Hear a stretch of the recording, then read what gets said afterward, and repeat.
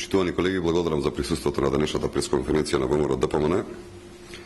Социјалдемократскиот сојуз молчи и бега од фактот што директен сведок, учесник во криминалот со шверцот на нафта, Љубомир Магаш призна дека со Бранко Црвенковски и со Љубомир Фрчковски се договарале за одвивање на овој шверц. Ова е прво вакво јавно признавање во кое се посочува поранешен премиер, во конкретниот случај Црвенковски, за организатор на шверцот со нафта.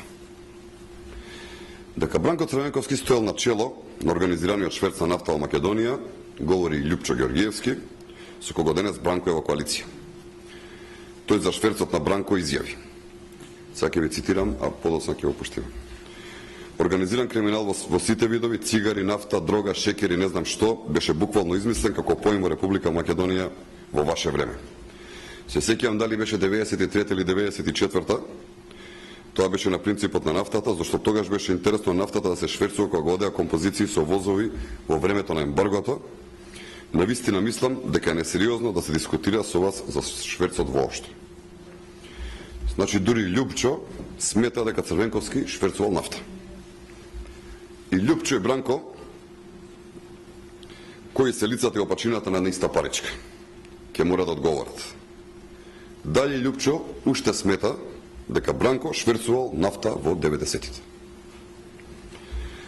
Зошто на Љупчо не му смета што сега седи рамо до рамо со истиот Бранко, за кого велеше дека е шверцер на нафта, или пак овие двајца имаат заеднички профит од криминалот што го правеле? Не преку празни соопштенија или гласноговорници кои се праќаат како жртвени јагнења, туку лично Бранко е должен да одговори колку пари свртеа со шверцот од нафта. Во чии џебови отидоа овие пари и кој се профитирал од овој криминал? Колку пари украдаа од народот и кој се збогати од криминалот? Дали народот го сиромашува, а фирмите пропаѓаа? И на крај, совршено е јасно зошто Бранко не сака да каже каде одеа парите во нивното време, кога не се градеше ништо. Тие пари брутално се крадеа, се правеше криминал, а народот беше ограбен.